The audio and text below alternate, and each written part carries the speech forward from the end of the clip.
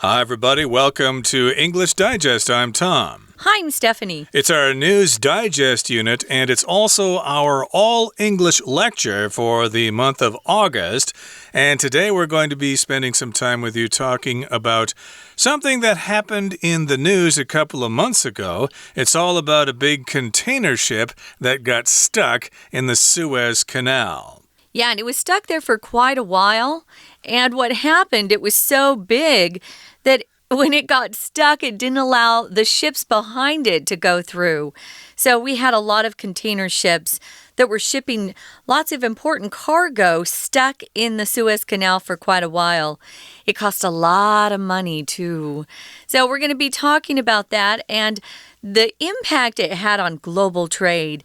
It's our all-English lecture, so we won't be speaking any Chinese. And there isn't a Chinese teacher today, so we'll try to speak a little more slowly and clearly. And then hopefully you'll pick up some new words and phrases.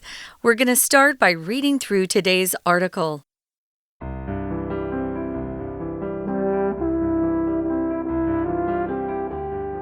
In late March of this year, all eyes were on Egypt. More specifically, they were on the container ship Ever Given, which was stuck in the Suez Canal. Built over a span of 10 years in the 1800s, the Suez Canal opened in 1869 to great excitement as it drastically reduced transit time between the North Atlantic and the Indian Ocean. Even in today's world, where air travel reigns, the canal remains an invaluable part of the global trade network. An average of 51.5 ships passed through the canal every day during 2020, making up about 12% of the world's trade. However, experts have long known that the canal was not well suited for the increasingly large container ships that companies like Taiwan's Evergreen Marine prefer to use. The longer the Ever Given remained stuck in the canal, the clearer this fact became to the average person. Container ships have doubled in size over just the past decade, and the Ever Given, at 400 meters long, is longer than many skyscrapers are tall. Ships like this one carry most of the world's oil, natural gas, and trade goods as their cargo. The scope of the damage done to the global economy by the trade that was halted while the ship was stuck is still being evaluated, but preliminary estimates place the number in the tens of billions of US dollars. Not only were the products on the Ever Given and the approximately 400 ships that lined up behind it delayed to buyers and sellers, but the raw materials they carried were late to factories. This caused a chain reaction of financial losses and reduced revenues as production and shipping were also delayed. It can also be hoped that international shipping companies and the Suez Canal Authority will learn a lesson from the Ever Given fiasco.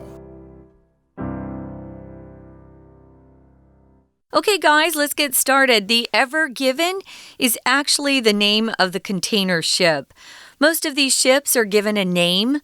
As they start their life, their journey as a ship. Most ships, or even some boats, are given names by their owners.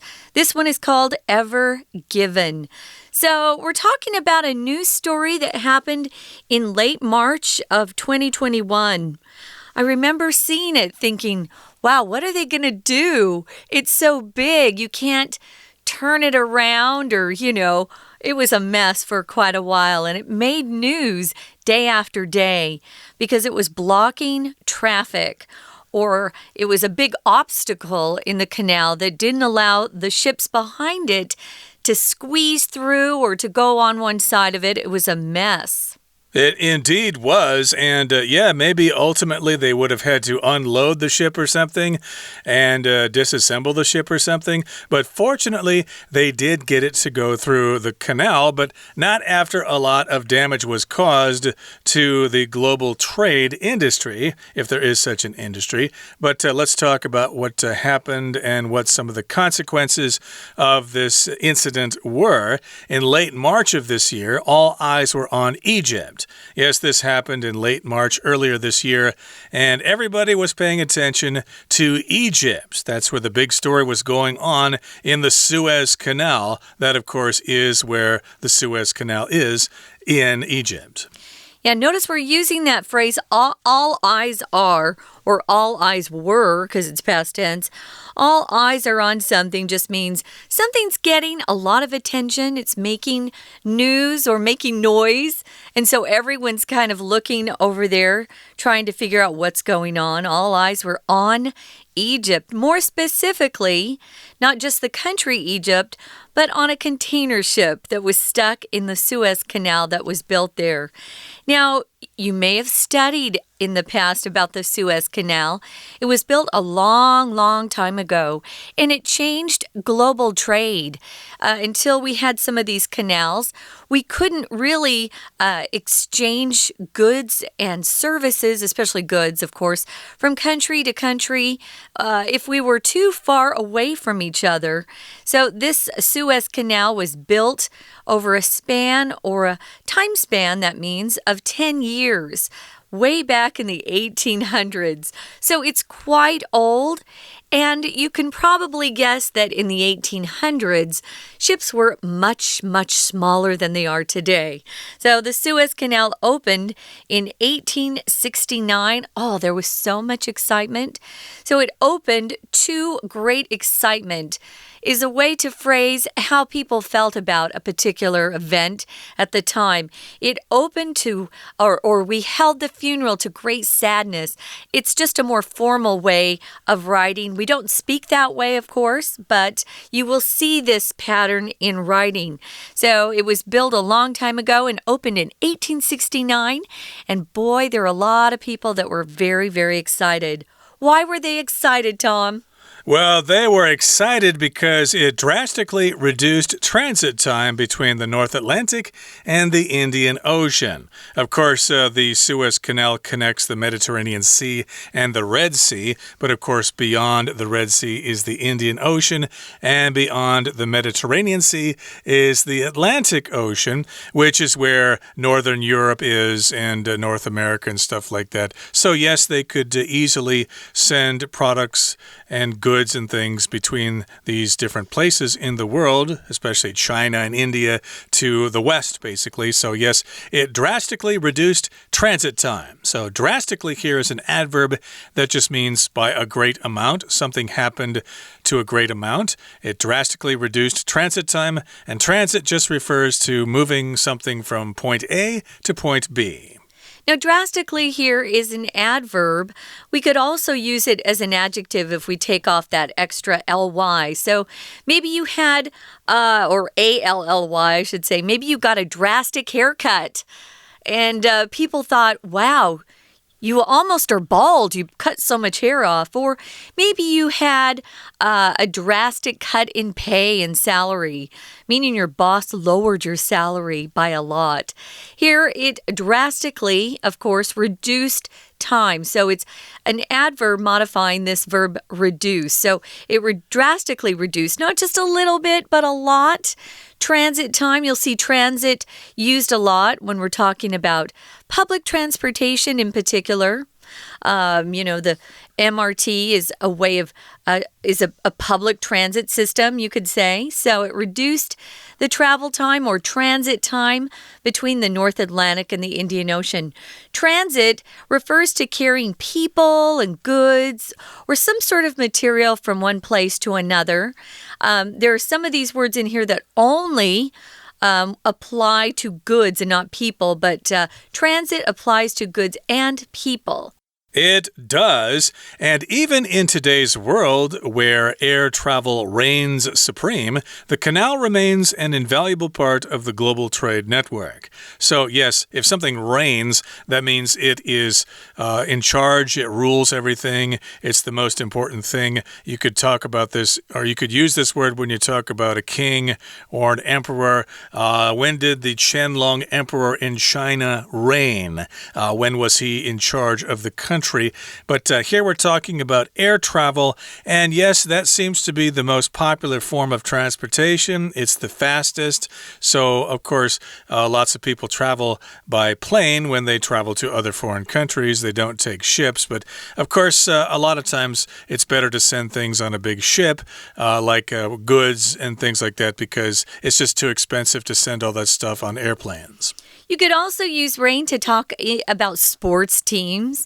I could say the Yankees reigned supreme or reigned during the 1990s in the MLB.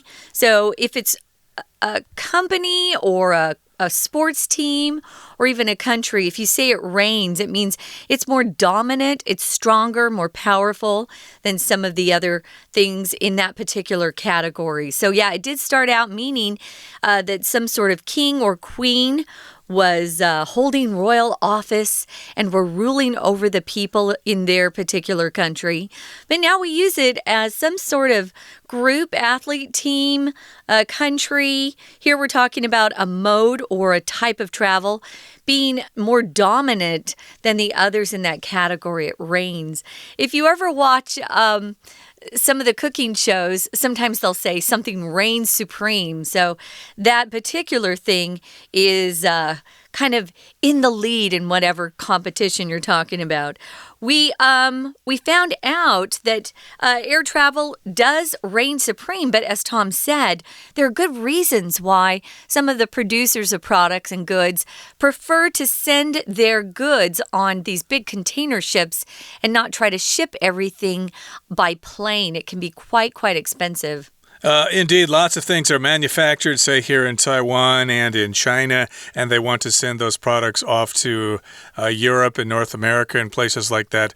So, of course, it's just going to be too expensive to send all that stuff on airplanes. So they rely on those container ships or those container vessels. Of course, this type of transit is an invaluable part of global trade or an invaluable part of the global trade network. An average of 51.5 ships pass through the canal every day, and that's quite a bit, 51.5, and that might be from both directions, I imagine, and that was in the year 2020, and that makes up about 12% of the world's trade, which is quite a bit when you can consider that ships could be going in all sorts of different directions.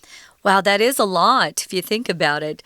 And all of those particular ships were stuck for quite a while.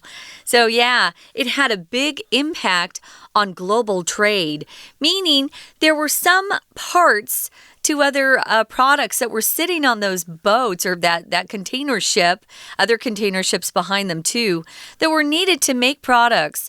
You know, sometimes one product is actually produced in several countries.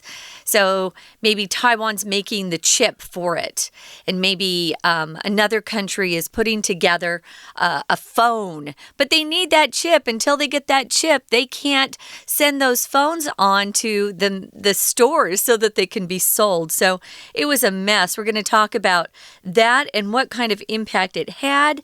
But first, guys, it's time for a break, but remember, there's no Chinese teacher. We're just going to take a nice little break. I think Tom and I might go up and get a snack. What do you think, Tom? Sounds good. Let's do it.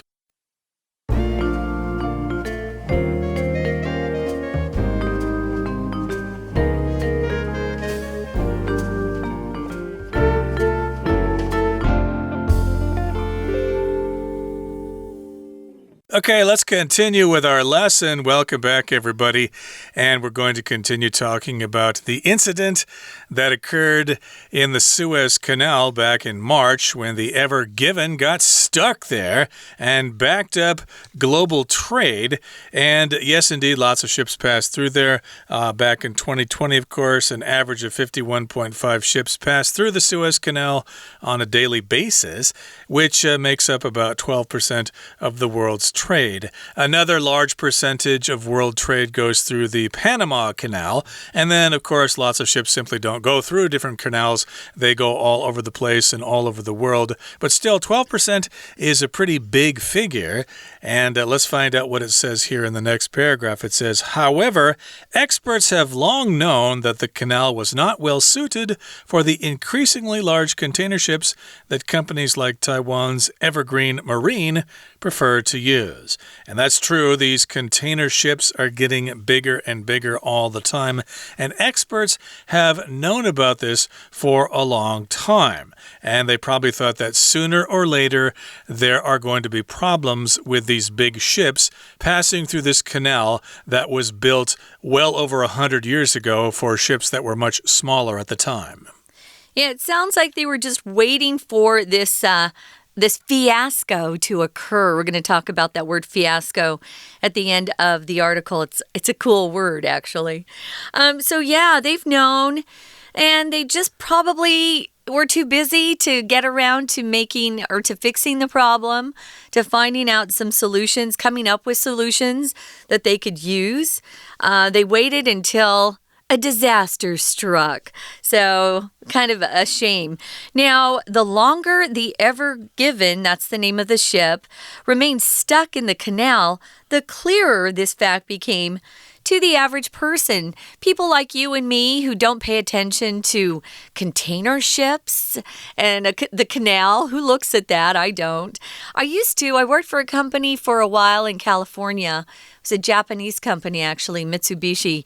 And we made something called apple chips, which was kind of a snack food. Instead of potato chips, they were made out of apples. They were supposed to be healthier.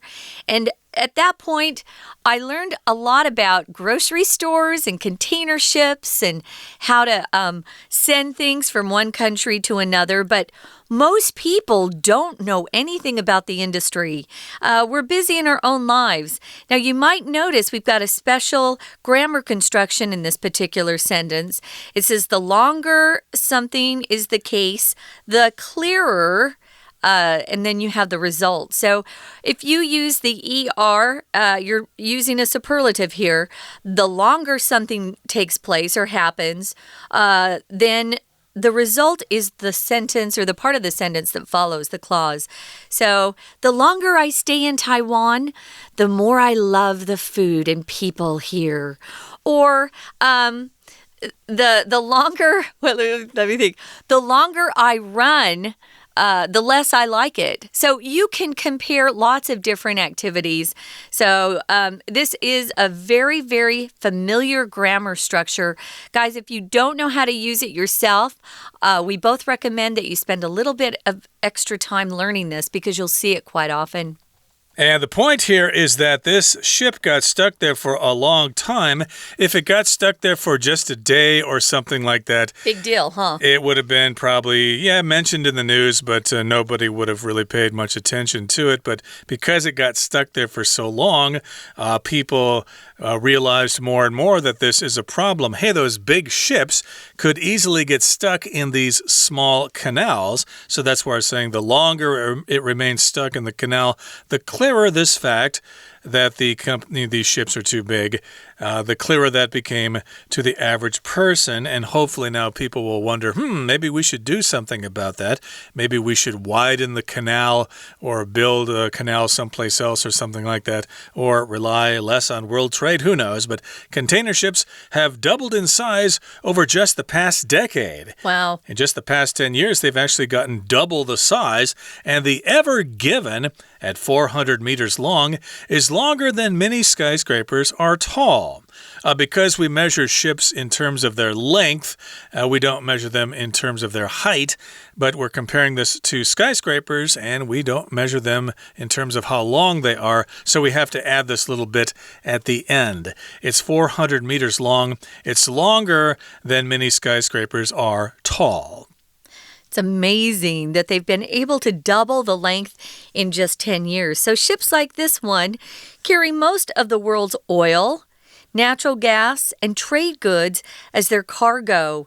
Now, here's a word that only applies to goods and not people. So we talked about how transit can apply to carrying people and goods or products. Well, cargo only refers to things that we make. You can never talk about people as cargo. That would be bad. No. We are actually passengers. So, yeah, they do carry really important things just for people to live. We need natural gas and oil, even to produce electricity. That's very important today. And there are lots of different pieces to different products that were carried on the container ship. So it was a big mess. I think they carry the oil and natural gas because it's so heavy. There's such large amounts.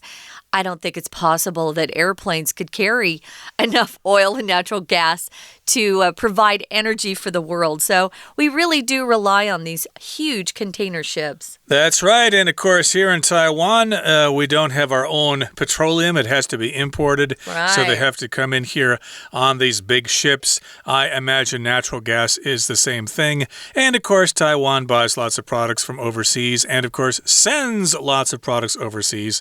So these ships are very important for Taiwan's economy. Now let's move on to the final paragraph here. It says, the scope of the damage done to the global economy by the trade that was halted while the ship was stuck is still being evaluated. This is a long sentence, but basically it's saying the scope of the damage done is still being evaluated. Okay, so the scope here just refers to the range of the damage, the extent of the damage, how big the damage is, and we're not really sure just yet because it happened so suddenly, and these things take a long time to figure out. So yeah, the scope or the extent of the damage done to the global economy by the trade that was halted while the ship was stuck there is still being evaluated. We're still kind of investigating it. They're going to have to interview all the companies that it affected. That will take some time. So this word halt is a verb. If you halt something, you stop it. But usually it's an abrupt stop. You don't say, stop slowly. No, if someone says halt, you better stop immediately. Halt is often used in the military to tell the soldiers to stop. Halt. But we'll often use it in business to say that production was halted or there's a halt to production because there was some sort of issue. So we do use it to say that something came to an abrupt stop suddenly. So the trade was halted, and we've got to talk to all the companies that it impacted to really understand how much it will cost in damages to a lot of places and countries. Now, preliminary, if you use this word preliminary, it just means the kind of the investigation that's done before the full investigation. So a preliminary trial would be just a very short trial before the longer trial is rolled out. Maybe you want to see how things are going to work. So preliminary results would mean, well, we don't have the full results in yet, but we can tell you kind of where it's going, where it's leading by what we're seeing with the preliminary results. So we also use preliminary if we're talking about competitive games like preliminary trials. Maybe they have to qualify for the Olympics, and so they have preliminary races and then the real race. So preliminary just means something that's done before the event actually takes place in a fuller or more extensive range. Yeah, so there might be preliminary discussions in the government before they actually discuss the matter among representatives in the chambers or something like that. So, yeah, they're just taking some... They're making some estimates here before they actually do the formal research. So some of these preliminary estimates place the number in the tens of billions of US dollars. That, of course, is a very large figure, a large number that is difficult for me to contemplate. But I think for most of us, that probably means certain things are going to be more expensive, like the price of gasoline and the price of various products will probably go up as a result of this. Now, not only were the products on the Ever Given And the approximately 400 ships that were stuck behind it delayed to the buyers and sellers, but the raw materials they carried were laid to factories. I kind of mentioned this before when I said, some of these products might be waiting for some important parts to arrive, like a chip, a silicon chip. So, yeah, it affected not just the buyers who were expecting, the products to arrive to their stores, but also to the manufacturers who had factories waiting for specific pieces. Approximately, this word, guys. It just means you're guessing at a number that you're not quite sure about. It's very close to the actual number, but it's not completely accurate or exact. You probably need some more information for you to give the exact number. Yeah, someone would ask me, how long is it going to take to drive to Elon? Well, I think it'll take approximately 40 minutes, okay? If we go through the tunnel and traffic is smooth, then our journey will take approximately 40 minutes. And in this particular case, of course, there were approximately 400 ships lined up behind the Ever Given. I don't know if they know the exact number because the ocean's big and there are different companies involved and different governments and stuff like that. But of course, these things were delayed to buyers and sellers. And of course, the raw materials were also late to factories. Of course, we've got these raw materials that are used to make things. For example, petroleum is needed to make plastic. And if they were being sent to China's factories to make toys for the rest of the world or something like that, that was delayed. Those raw materials could not get to where they needed to go quickly enough. Now, this caused a chain reaction of financial losses. What's a chain reaction? Well, you know what a chain is. It's different things are linked together. So a chain reaction means one thing causes the thing that follows it. And what happened to the first thing was the thing in front of it hit it. So think of dominoes. Once you tip one, it keeps up a chain reaction. So everything is affected eventually. So it caused a chain reaction of financial losses and reduced revenues as production and shipping were also delayed. Yeah, it was just a big, big mess. Indeed. So again, that's a chain reaction, and it affects one company, one ship, one shipping company after another on down the line. And of course, as we said, it does take time to figure out how much this cost in the end. And so they're still doing some research on that. But again, we've got these preliminary estimates, and the number is quite large there. And then we're going to get the actual figures later on. And of course, it was a chain reaction. There were financial losses and reduced revenues, and there were delays and things like that. And it can only be hoped that international shipping companies and the Suez Canal Authority will learn a lesson from the Ever Given fiasco. Okay, so indeed, this is how we end our lesson for today. We're just hoping that international shipping companies can learn a lesson from this, and also the Suez Canal Authority. That would be the government agency in Egypt that handles all matters related to the canal. Yeah, hopefully we don't experience this again. That's all the time we have, I think. Right, Tom? Yeah. It is, yep. So we got to sign off. We hope that some of these words will help you on an upcoming test. So for English Digest, I'm Stephanie. And I'm Tom. Goodbye. See ya.